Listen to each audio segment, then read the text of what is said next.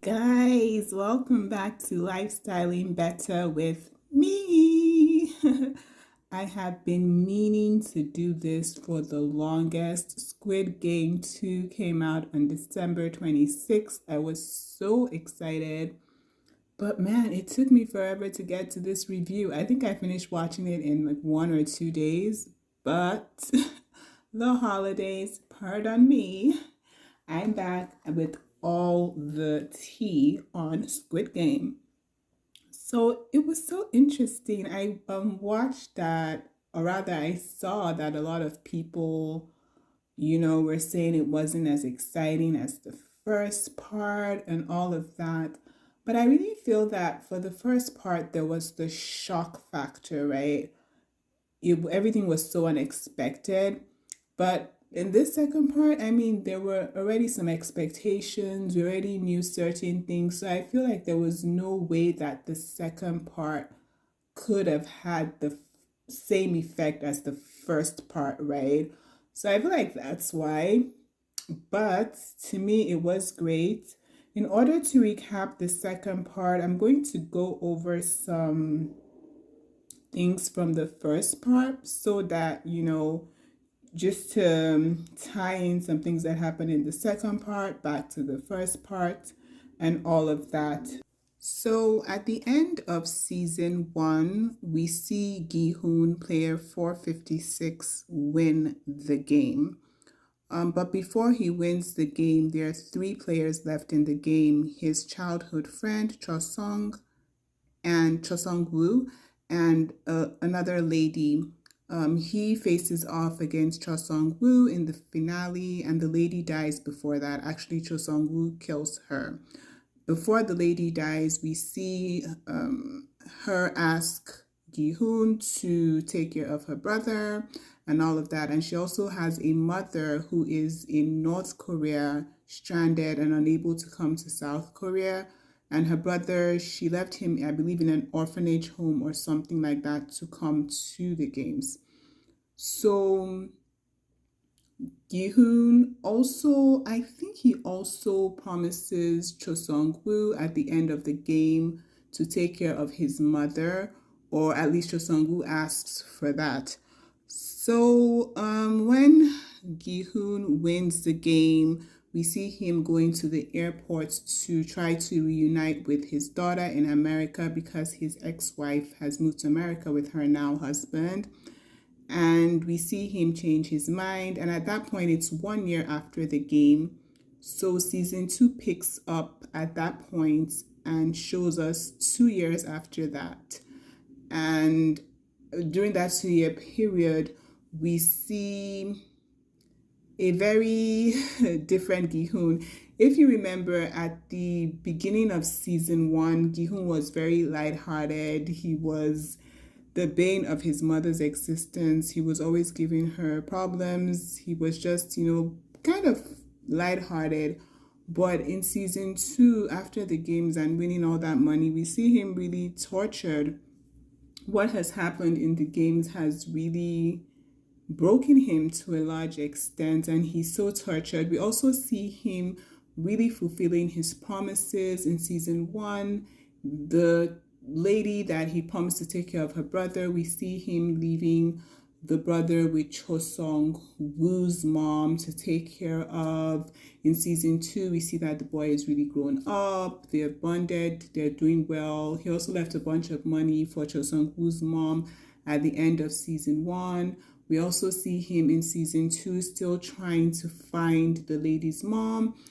Get her relocated from North Korea to South Korea and all of that with the aid of a private detective, private investigator, I believe the same investigator from season 1. Excuse me. So he's very tortured by everything that happened. He's doing his best to keep to his promises. And also, he's very, very fixated on finding the guy that recruits players into the Squid Games, the guy that plays games with people in the subway and recruits them into the games. In fact, he's recruited the loan shark that he owed money in season one to help him find this guy. And they have like a whole network of the loan sharks guys that are trying to find this guy, and he's paying him so much money to do that. So he's pretty obsessed over this. There's no more lightheartedness left in Gi-hoon, and it's just very interesting to see how the games really impacted him and changed him. This is also sort of a movies into reality session, though this is not a movies, but I kind of draw parallels and themes and nice lessons or takeaways as I walk through this. So I think that it's just so crazy that in season one, Gi-hoon would have probably thought that having money would have fixed everything in his life, that once he had money, his life would be great. But how in season two, we see a very different Gi-hoon that has all the money. He won the games and he won a whole lot of won, right? Billions of won. That's the South Korean currency, but he has no happiness. He has no peace. He's trying to find peace by helping others that died in the game and by trying to stop the games, because his thought is that if he can find the guy that recruits people to the games, he can somehow stop the games. And also, his mother was sick when he went into the games in season one, and by the time he came out, like, she was dead. So it was almost like, even though he got it all, he lost it all. He's really a broken man at this point. Something that, if you're going to watch this on Netflix, something that I think is very interesting is try putting on the original Korean, like letting them speak the original language, the Korean, and then do the subtitles in English, because you would be interested to see, at least I found out some scenes in which they were actually speaking English that I didn't even realize, because I just had it play in English the whole time, and I thought it was really interesting, those scenes. So you might find that interesting, but listening to it in English is pretty smooth. The voiceovers are so perfect. They did such a great job. But two of such scenes was like when Gi-hoon was calling his daughter and she was actually speaking English. Then when she said, "Oh, is it you, Dad?" she started speaking Korean. And I thought that was so interesting because in season one, I remember his mom, Gi-hoon's mom, before she died, telling him that, "Oh, if your daughter goes to America, she's not even going to know Korean again." And he called her and she was speaking English. So, but she still switched to Korean to speak to him. I hope the language in South Korea is called Korean and I'm not messing something up. Sorry if I am. So, yeah, and then the other one was the VIPs. They were all speaking English and they even had like Texas accents or something. So apparently they came from, they're foreigners, right? And another thing is the frontman's brother that was trying to uncover everything in season one, when he was with the VIPs and in disguise, he was also speaking English but with a Korean accent. It was like so interesting. And I think sometimes the voiceovers, they let the same person do the voiceovers in both languages, I guess, if the person understands both languages. But anyway, let's not get too sidetracked. Another thing I wanted to bring up from season one is, remember in season one, people could leave the games at any point, but if they left the game, then the bounty, all the money that had been accumulated, because basically each person had monetary value tied to them. So anytime somebody died in the game, more money would be accumulated for the winner. But if at any point people wanted to leave, they could leave, but all the earnings would be shared amongst the people's families of those that had died already. So in season one, there wasn't really motivation for people to leave like that. Even though that was an option, nobody really left like that. But in season two, we see a change. And I'll talk about that later. But before I get to the season 2 games and all of that, we see Gi-hoon really trying to find this guy that recruits people to the games and all of that. And basically, through a series of events, not to get into too much detail, he ends up in a car, in a limousine, in which he thinks he's going to meet the games person, the front man or the head of the game or the leader of the game or whatever. But instead, it ends up being like just somebody speaking through like an audio, like a speaker, basically somebody speaking through a speaker. I think it's the front man. And Gi-hoon had his folks, like the loan shark folks, following him so that they could kind of track where they were taking him to. But they kind of got sidetracked. They got off course. They were no longer following him, and he knew that because he could talk to them, like they had an earpiece in his ear so they could communicate. So he knew that they had gotten caught or sidetracked or whatever. So at that point, I guess in that moment, they decided to switch to plan B, which was that Gi-hoon would re-enter the games. And I think Gi-hoon kind of knew the timing of the games each year, and they were always at the same time because he had said something like, this is the third time he's trying. If he doesn't get it this time, he'll have to wait another year, which is how I knew that after leaving the airport a year after the games, he had been basically trying to track down the games for 2 years after that. So that's how he decides to re-enter the games. And I'm like, seriously? Like, you're seriously going to re-enter the games? And then before that, they introduced us to a couple of new characters. They introduced us to a lady who is a guard on the games before she went back into the games. Apparently, she lost her daughter or something like that. Which other character did they introduce us to? That's the one I'm remembering right now. But anyway, Gi-hoon goes to sleep because once they put you in the truck to take you to the games, they put you to sleep. And next thing, he is in the games. That was such a shocking, surreal moment because I'm like, what? Back in the games? You got all the money, you won, and all that could bring you back to was the same torture. If you haven't watched this, I don't know why you're listening to this, but the whole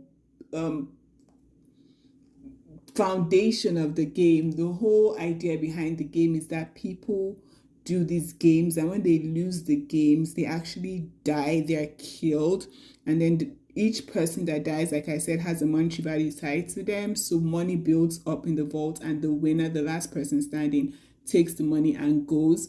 However, the people that get into these games don't know this. The person that recruits them, that Gi-hoon was looking for, all he tells them is he plays a game with them and gives them some money and in exchange, so they play games, and then I think the person that loses gets a slap.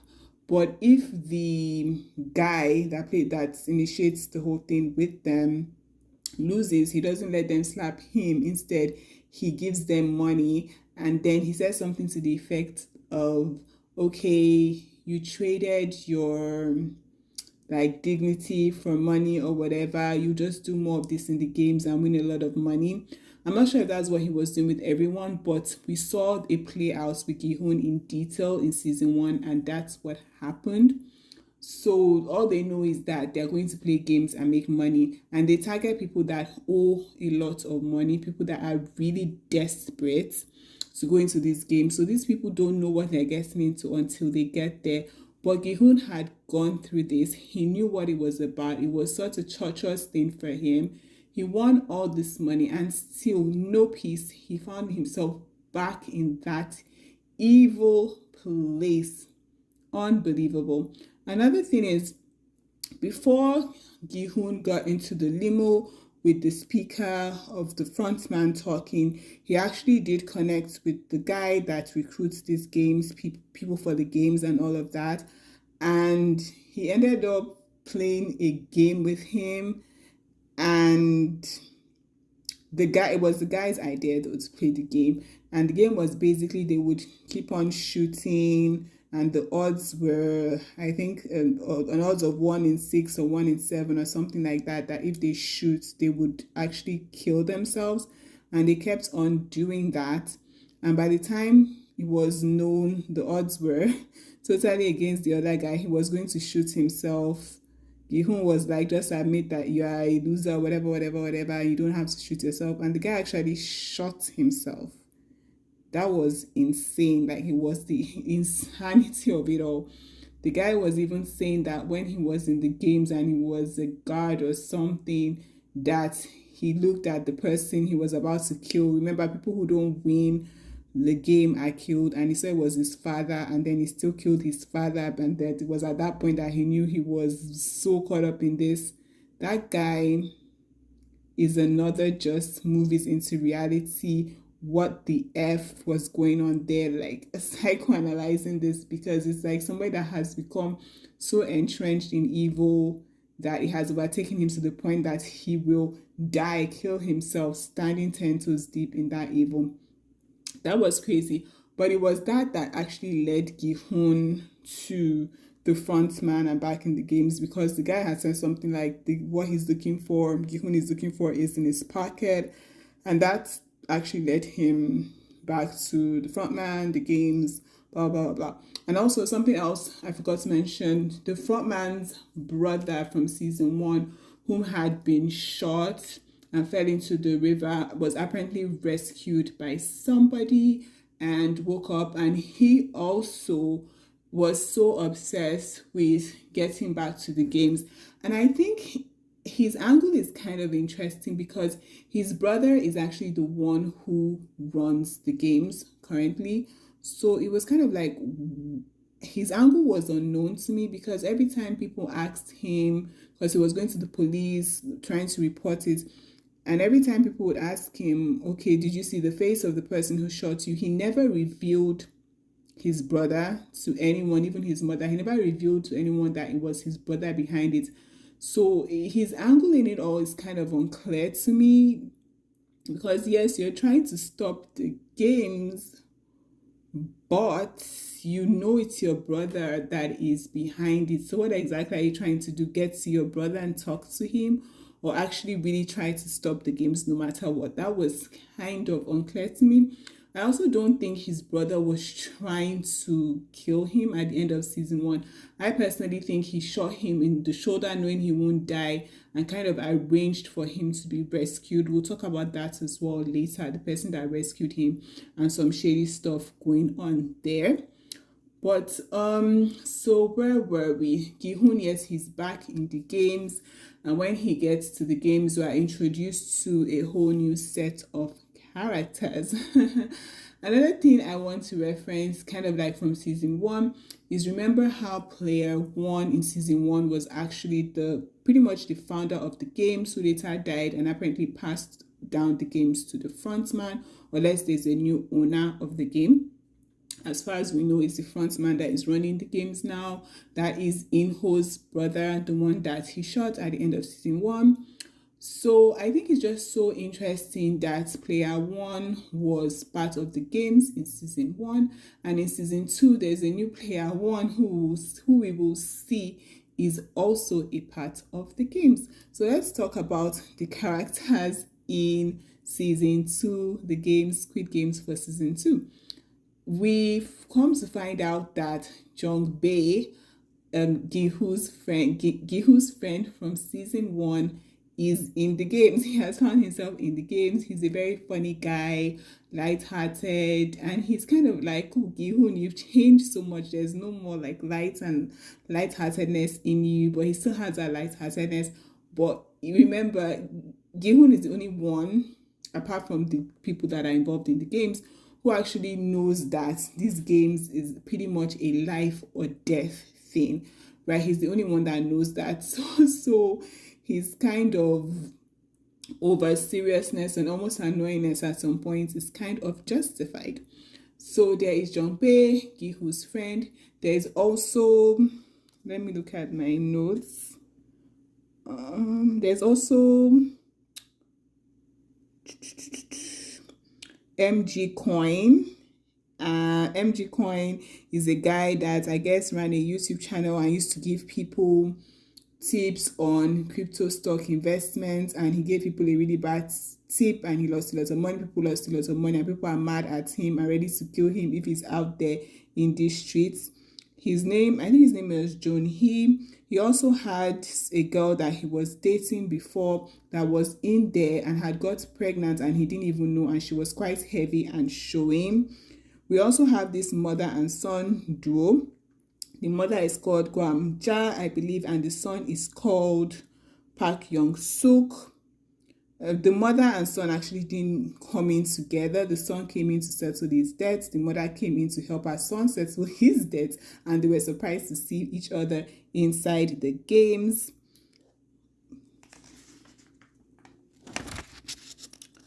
Also, there is a guy called Thanos who is a rapper, I believe, or something of the sorts. And he has his sidekicks in the games. His sidekicks are called, I don't remember his sidekick's name actually, but Non-You. And then he also had this Minsu guy that they kind of pretty much forced into the alliance. And there was another girl actually that was part of the alliance, because of course in games like this there are going to be alliances normally.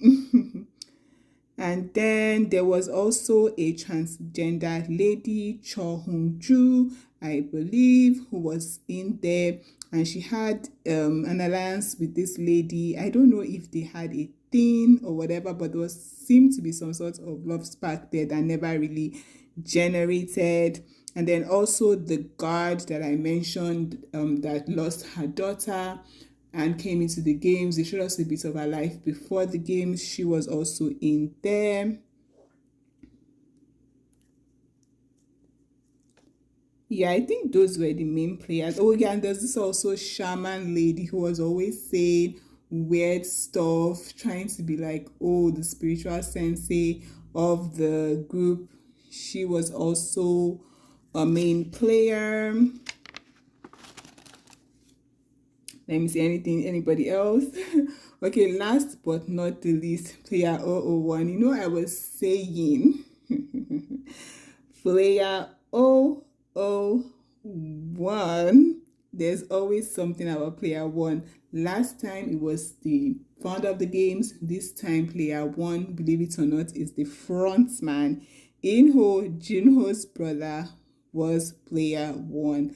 And he was part of Ginho's alliance. Crazy, I know.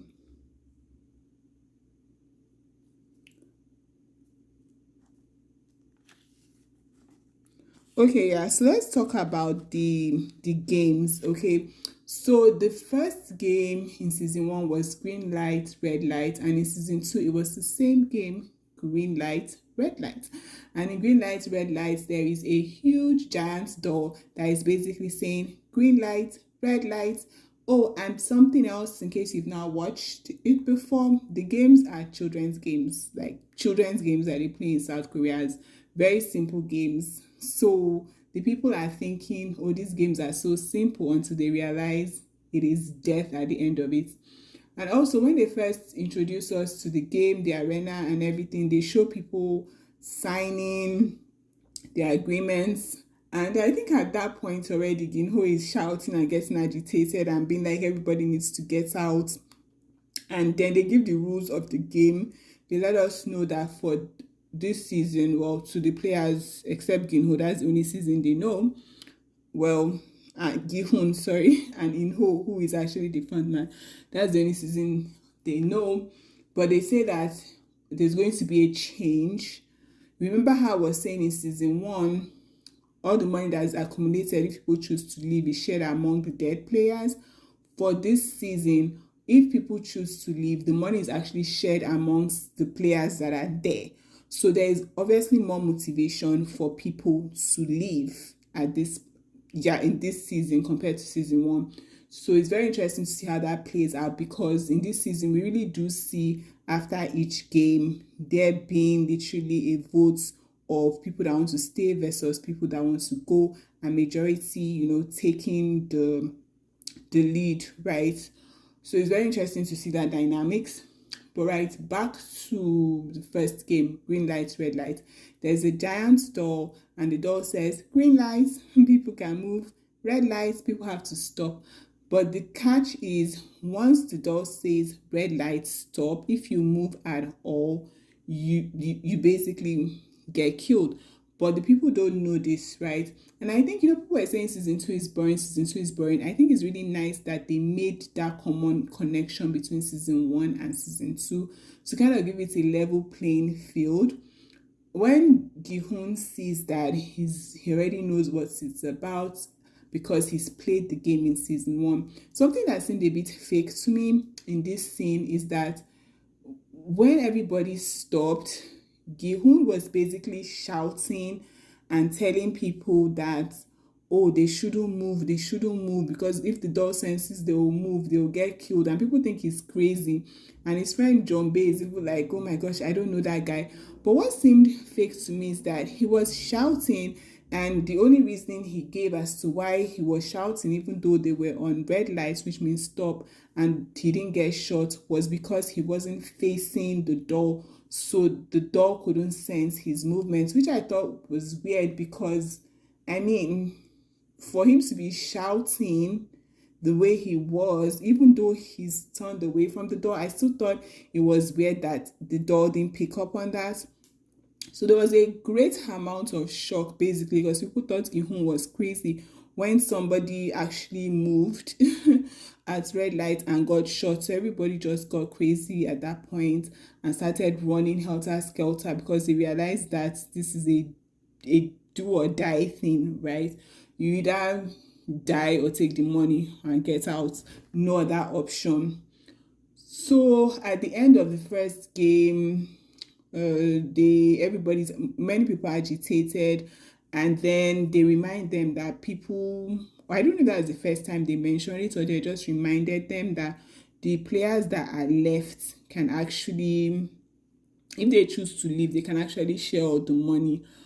But the money is not that much, at least to them, is not enough at that point, because not that many people have died. And remember, the money accumulates per person that has gone. So the more people that go, the more money that will be left. So at this point comes in a very a very important thing that we need to talk about. We need to move into reality and talk about this really important tidbits, right? This is, people are seeing people die, like literally die and go to the other side, but they are still so caught up on they could make more money that they are literally willing to risk their lives for the opportunity to possibly make more money and live with more money. But also on the flip side, these are people that owe a lot of money outside the place and are as good as dead if they leave without the money. So it's just so very interesting to see that. And as a matter of fact, when they did the vote, at that point, it was pretty much split. And the person that broke the vote was in Ho. Surprise, surprise, player one, undercover game player. He broke the tie, and I think it was at that point we even see him for the first time, and he introduces himself to Gi-hoon, kind of apologizes at the fact that Gi-hoon had been a part of the game before and was actually right about the game, gave him motivation that they can actually do it if Gi-hoon did it before. So it's just Gi-hoon is oh my goodness. Gi-hoon is literally having nightmares because they're all asking him, okay, explain the second game to us. You knew the first game, right? Explain the second game to us. And he's literally freaking out, having a dream about, because the second game in season 1 was leaking of this kind of candy thing to bring out his specific shape. So he's literally having nightmares about people getting mad at him for not giving them the right tips to play the second game. But of course, the second game is not the same game that they played in season one. That would have just been too easy, too obvious, right? So I think it's what they did good. I mean, they switched it up. They did good, in my opinion. And the second game was kind of like a they call it six-legged something. They basically tie six people together and they have to do a series of like sports, games, activities all tied together and yet reach the finish line in time. So this was where we saw a lot of alliances form because you needed six people to be on a team, and the mother and son duo they were trying to join a team. Then one guy pulled him aside and was like, "We'll just ditch the old lady, and you can be a part of our team." And guy was like, "That old lady is my mom. Get out of here," and everything. So they played the second game, more people died, they vote. I think it's the second vote actually that the son, the mother's son duo, the son votes to stay. And the mother is so mad at him. And he's like, "Oh, I actually owe a lot more money than you realize. I really need to stay because if I go out with this money available now, it wouldn't be enough for me." Something else that was really cool was the mom Guamja. She was so nice to the pregnant lady in the games arena. Like she fought for her to use the restroom one time at night. That scene was really funny because she was telling the guard that what did she do in this life to deserve this, that she can't even use the restroom at night. An old lady like her, that the only reason she's here is because of her son. This the guard was like so over it. He opened the door for her to use the restroom, and she also took the lady, the pregnant lady, and all of that.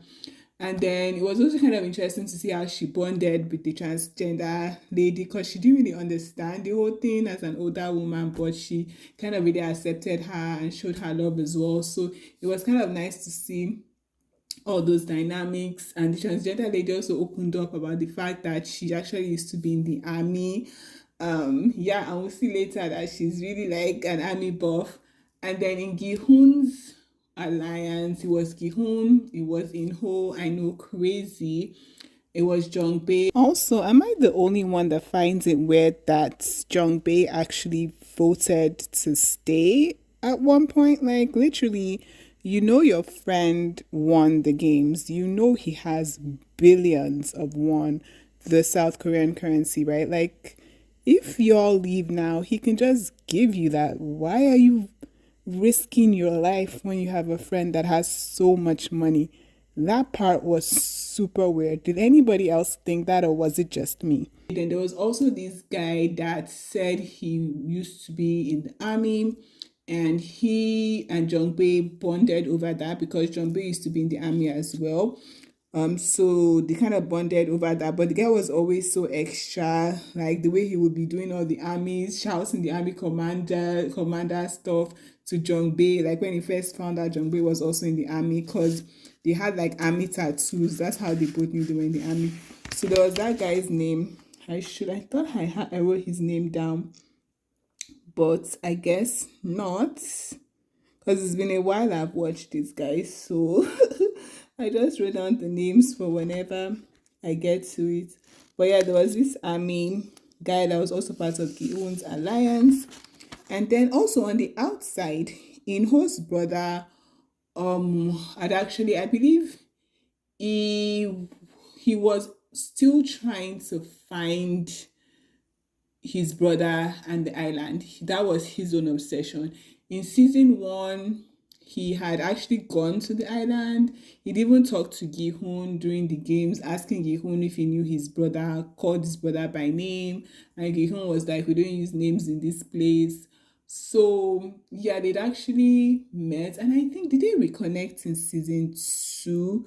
Because I remember there was a scene in which in Ho Junho, that's Inho's brother, the front man's brother, was telling Gihun that, yeah, I'm the one that talked to you while you were in the games, that was me. I was looking for my brother. So I think they connected in season two before Gihun got back into the games at some point.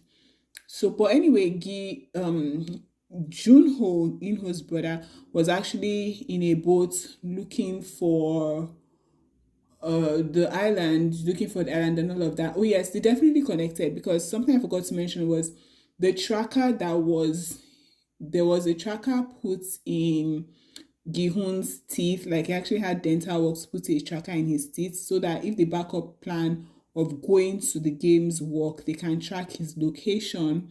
So, well, maybe they didn't connect, because that was done in conjunction with the loan shark that was helping him look for the person that recruits people to the games. That was done in conjunction with him, but the loan shark died.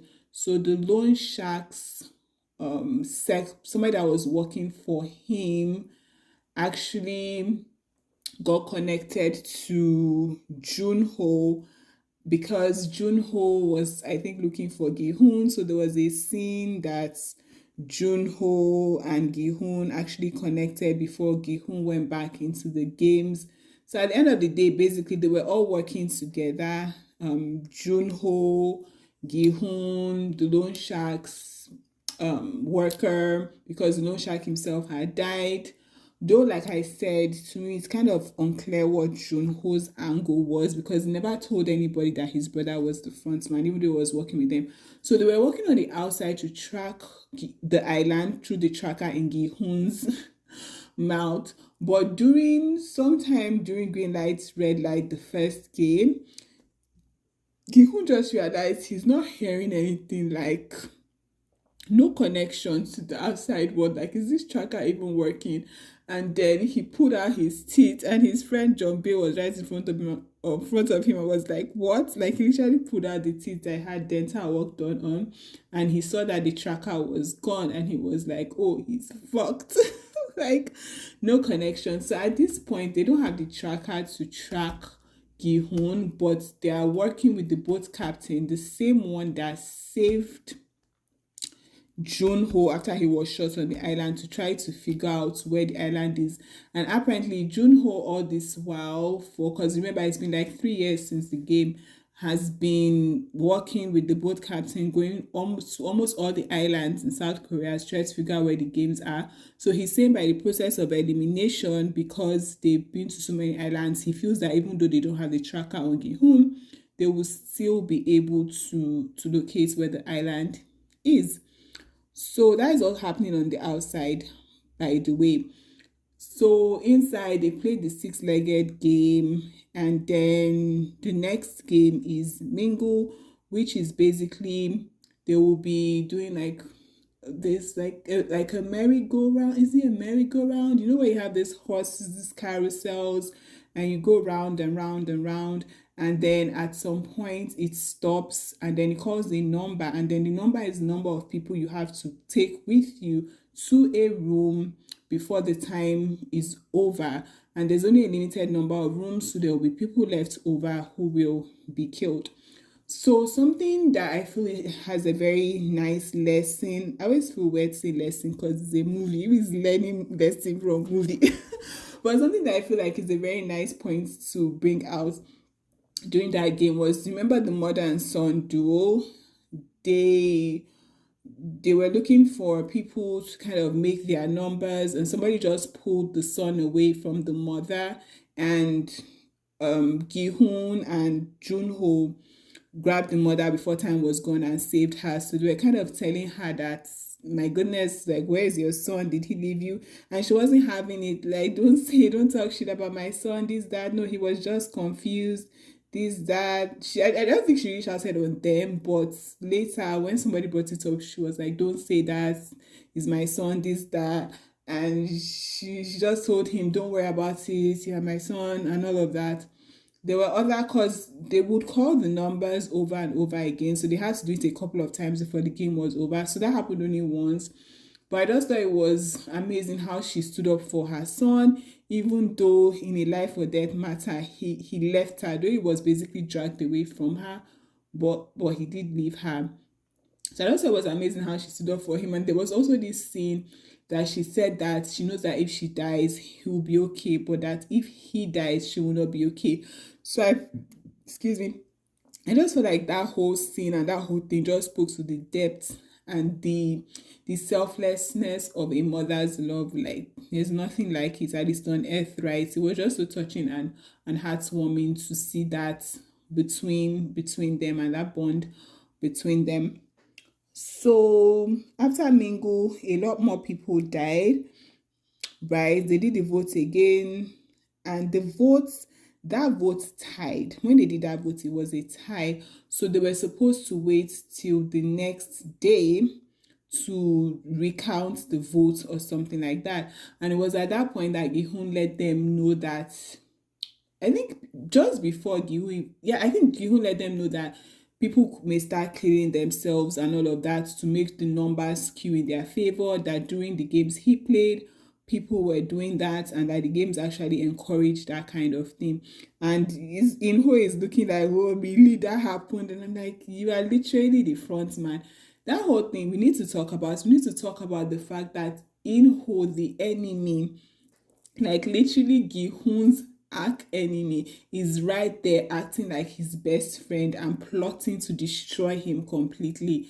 Like that, my goodness. If that is not just a reflection of on things that happen in this world, I don't know what is. Like that was just crazy.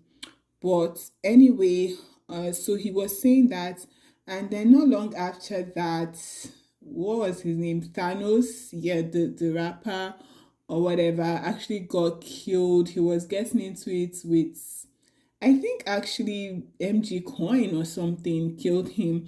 He got killed anyway, and at that point, because there was kind of like two camps. There are the camps of people that want to go and people that want to stay. People that want to go are X, and I think people that want to stay are O or something like that. And they put the badges on them so you can see who belongs to which camp, to each camp.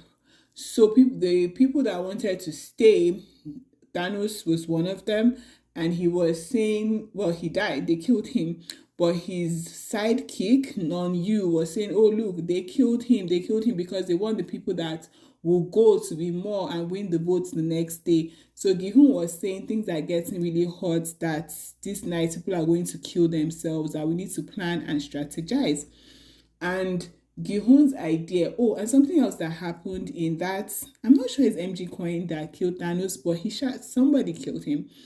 But I remember like around that time, MG Coin's girlfriend, who was pregnant for him, and he didn't even know she was pregnant. He had just disappeared and left her without talking to her for a long time. He said it's because of the coin, the whole thing that happened with him predicting a coin that didn't do well and people being after him, so he had to lay low. So she showed a lot of concern for him, basically told him, yeah, showed a lot of concern for him, which was so interesting because before then or around that time, he had said, oh, they should get back together and that he will use the money to invest in something. And the girl was like, really? So you care about is investing? Like you want, now you care about is investing, that you don't care about me and my baby, that I'm just going to take whatever money I make here to take care of my baby, because apparently you only care about yourself and all of that. So even despite the apparent craziness between them, the fact that she still cared so much about him and was looking out for him was just very interesting. Like she was basically telling him to lie low and stay out of any issues. So anyway, back to Gihun. Gihun was telling them that, oh, they need to strategize because people could start killing themselves tonight. And he said that basically what they need to do is get the guns from the guards and stage a war, a coup, and get to the front man's area. And once they get to the front man, they'll be able to end the games and all of that. And Inho, who is the front man, like this part is just so sad. Inho, who is the front man, is like, yes, yes, yes, let's do it, let's do it. But at the same time, at that point, I'm wondering, like, what is Inho's angle? And I mean, even at the end of the season 3, which is the final season, should be very interesting to see, because it's like, what is Inho's angle? I have my idea that I'll tell you, but it's like, what is this guy's angle? Is it just the thrill of being in the game? Because I know when the originator of the game died in season 1, Inho was with him there, and I think he was telling Inho how thrilling it was to be a part of the game. So I was like, is it just the thrill, or is it because Gihun was there? Like, what made him come back to the game? Like, I don't get it. And then there was this sub story he had told Gihun about his wife being sick and pregnant at the same time, but they couldn't find the money to take care of her, and somebody had given him a gift, but he had got fired because of the gifts. And I don't know if that story is true, because at that point Inho was saying that he's here to get money to save his wife, but we come to realize outside of the game that his wife is already dead, right? She's already dead, and it's true that somebody gave him money at that time and he was fired because of it. So I don't know how much of that is true, how much of that is false, but it was just so interesting that he was saying things about his life that seemed true, but he was definitely lying because he's the front man, okay? So they decide to stage this coup and everything, get the guns from the guards, get their ammos in their pockets, that's the bullets, the rounds and all of that, so that they are able to take down the front man and take down this place.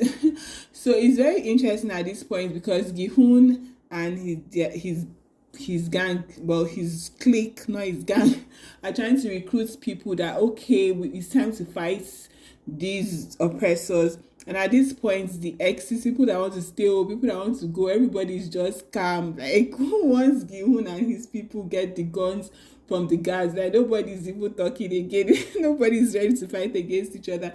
They're all just like looking, and very few people actually go with Gihun to fight. It's so interesting how these people are ready to fight against themselves, die in the games. When it comes to fighting their oppressors, they are not ready to do anything.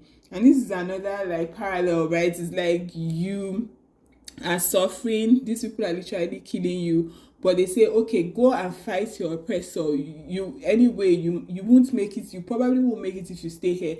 If you fight your oppressor, at least you might make a change even if you don't make it. But they're like, no, they will not fight their oppressor. So very few people went to Gihun. The guy that said that Jongbei, obviously Gihun's friend, Inho, and the guy that said he was in the army, that had told Jongbei he was in the army, what was his name?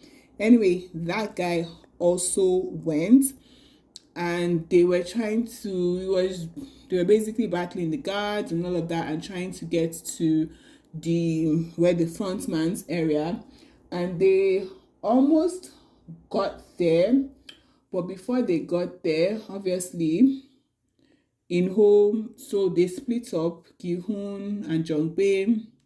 Inho was like, oh, are you sure you don't want me to come with you? When they were getting closer to the management area where the front man's place is, Gihun was like, no, you go with the other people. And Jongbei was like, why didn't you let Inho go with you? And it's like, you're my best friend. And then Jongbei was saying, oh, you only remember that when it's like something bad happening or whatever. So when Inho realizes that Gihun is really close to the management area, he basically kills the people around him, and he tells Gihun that, oh, they've caught us, blah, blah, blah. So at that point, I guess he goes back into the management area in home.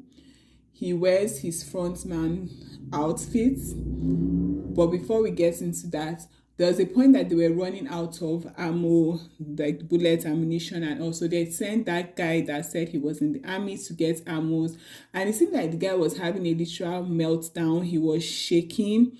He was was trying to get the ammos, and he got it, but at some point he just stayed under a bed shivering. And I saw online that people were saying, oh, was the guy lying about being in the army? Was he not lying about being in the army? I personally think that he wasn't lying about being in the army. I think he was having like a severe PTSD reaction, honestly, and he just couldn't move.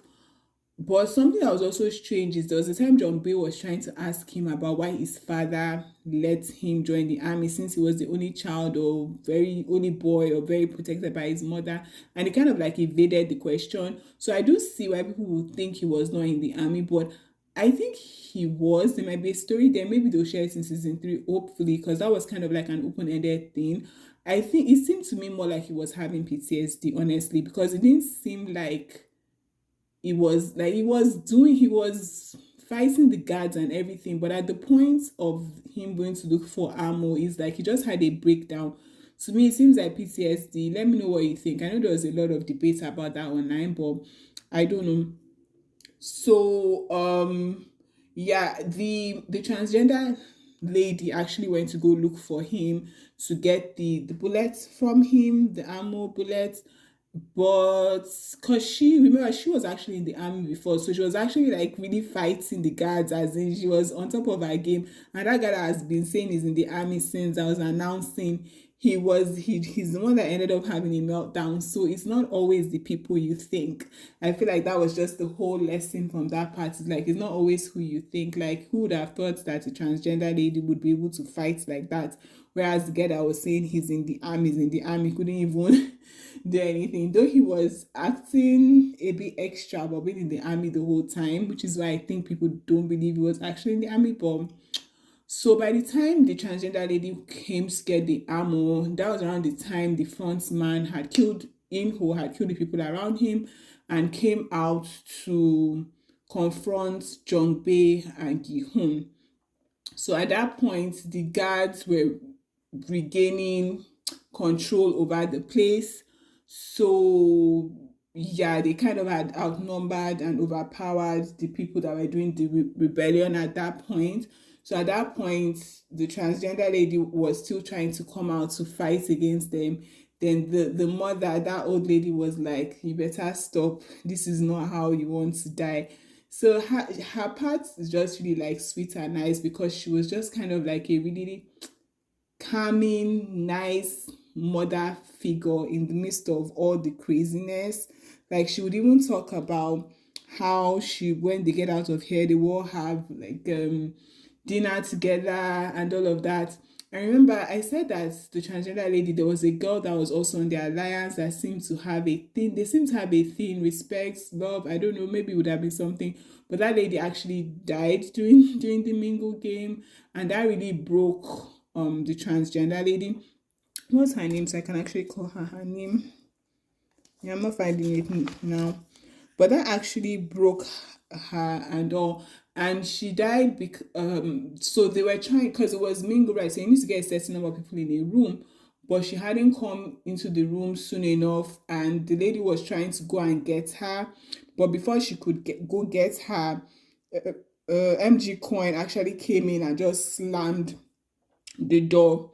And he was like, you guys should be thanking me, because if you had gone out to get her, you guys, your numbers would not have been complete. And if you even slam a door and your numbers are not complete, the number they call a mingo, they will still like shoot all of them. So MG Coin was like, tell her I'm right, tell her I'm right. And then his girlfriend, who was also in the room, the pregnant one, was like, yeah, you're right. So after that, he was like, oh, thank you for telling them I'm right. And then she was like, don't get mixed up with that, because just because I said that. So their little love triangle was also interesting. I'm just trying to say all the interesting storylines that were there. And then before I talk about the front man, because the front man, Gi-hoon and John Bae's scene is the final scene. So I'm trying to tie up all the other storylines before I get back there. Then on the outside, remember there's the boat captain and Inho's brother Junho that are looking for the island. And then at some point we see the boat captain is out in the night doing some shady stuff, and then somebody on the boat somebody on the team, because there are a number of people, the loan shark, I think a number of these people came. They were sharing a couple. They were actually they were there were a couple of people. I wanted to use a slang. There are a couple of people. There were a couple of people on the boat. So one of them came out at night and caught the boat's captain doing something that seemed shady, and the boat's captain actually killed that person. So it does appear like, to me, what I think is that Inho, the front man, when he shot Junho in his shoulder, I feel like he had recruited the boat captain to save him. Because remember, it's the boat captain that saved Junho when he was shot. I feel like he recruited him, and he's still using him to tear them off their tracks so that they never get to the island. Because it is strange that the people always seem to be a step ahead of that boat. For example, they knew to remove the chip in Gihun's mouth. There was also some other things that happened, but they seem to always be coming on dead ends. Like there was always people a step ahead of them. So to me, I think that's what's happening there. But hopefully in season 3, they tell us definitively what is happening there. So let me see if I'm missing any other storyline. Okay, the guard that I said lost her daughter. When she got to the games, she was just being very, very, very rogue. She was killing people anyhow. And actually, there was a thing that they were doing. Remember in season 1, they had this organ harvesting side hustle that they were doing. Side hustle. They had a player that was helping them to harvest organs. So the thing is that they need, I don't know if this is true or not medically. If you know, let me know in the comments. But the people had to be a bit alive for them to harvest the organs. So in season 2, they actually got an on-site doctor to help them harvest the organs. And the instructions was make sure the people are not completely dead.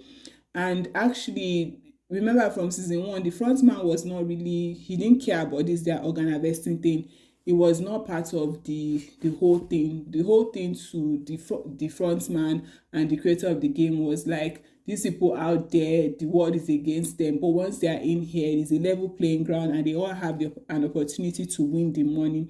So he was actually pissed when he found out they were doing that in season 1, not because they were harvesting organs, but because they were giving a player that is a doctor tips on what would happen in the game so he could help them harvest the organs. So in season 2, they are still doing that, but they're not using a player because that caused a lot of trouble for them in season 1. I believe that's why they actually hired a doctor, but the instruction is to make sure they don't completely kill all the players so that they can get viable organs. But what this lady was doing was making sure she would kill them and make sure they are dead so they won't get any viable organs. So there's like the games manager or master or something like that. He's the one that is really in the loop of this organ harvesting business. I don't think the front man cares like that. So he found out that this girl was kind of messing up their business and he kind of had a talk with her and all of that. But she was saying something like she's disillusioned by the whole thing. Like when they initially brought her on to this, she thought she was actually helping people to act, she thought she was helping people basically. I'm not sure how she thought she was helping people, but she thought she was helping people. I guess it's only so like people that are disadvantaged out there, they come and they have a level chance of winning or something. I don't know, but she was actually basically angry at the world, I guess, because of her daughter. I guess her daughter was missing or something like that. She actually hired the same private investigator that Gihun hired. They actually crossed paths before they went to the games, and that one told her that he thinks the daughter is most likely dead because apparently she left the daughter and went to the north or something for a while before she came back. I don't know what happened. And this also reminds me, there was this scene before they got into the games about a very sweet young girl who was sick or something, and I think the girl reminded that guard of her own daughter and all of that. I don't know, I didn't really get that that part sha, but there was that scene. I'm just saying all this to wrap up all the all these storylines before I get to the final scene, the final showdown between Gi-hoon, In-ho, and Jung-bae. So let's see if there's anything else. Oh yeah, so Non-Yu, who was had an alliance with Thanos, when yeah, so Thanos actually had like they search them when they come into the games to make sure they don't have anything, but Thanos was able to smuggle drugs in like his necklace or something that Non-Yu was always begging him for, and Thanos would call him a junkie. So when Thanos died, Non-Yu took that and he was also using the drugs, and he said something like, "Oh, no, you were a real asshole, Thanos. You could never even say my name properly." Because I think Thanos used to call him Non-Su or something, and his name was Non-Yu. And there was also the alliance. I said there was Minsu and a lady. Minsu was just this very meek, chill guy that they pulled into the alliance. I don't even know how. I think that just speaks to people not being able to speak up for themselves and letting people bully and ride them, because I don't know what that guy was doing with them. And then, yeah, I think those are all the side storylines I was to talk about. But anyway, so we get to the final scene. The front man has won back his clothes because he wears this costume or outfit as the front man that covers his whole body. But guys, something I was thinking about, His voice, though, why is it that his brother didn't recognize him until he took his mask off? Did they put on voice changers? Why is it that even Gihun did not recognize the voice until, yeah, Gihun did recognize the voice actually. We don't know that Gihun has even known that the front man is in home or whatever. Did he give them a different name, or is his name something actually different? But obviously, I don't think he gave them his real name. That's Gi-hun or when he was in the games. But anyway, he comes out, and then there's John Bay and then there's Gi-hun, and the front man is like, I hope you enjoyed playing the hero or your little game, Gi-hun, and then he kills John Bay. Hey, it's at that point that I know that the front man's goal in bringing Gihun back, in joining the games, and all of this was to completely destroy Gihun. I feel like he was like, you didn't want to let go. You chose not to let go. You chose not to take your money after season one and enjoy your life. Well, I'm going to completely destroy you to where you won't be able to even move or do anything again. Because at this point, Gihun has lost his mother. His child is on another continent. His best friend, his dream of taking apart the game, everything is against him. I feel like they have completely crushed this man's soul. And that, my friends, is where season two ended. Oh my goodness. It was crazy. It was very enjoyable. I know some people were like, it wasn't as spicy as season one, but I feel that we cannot get another season one of something like Squid Games.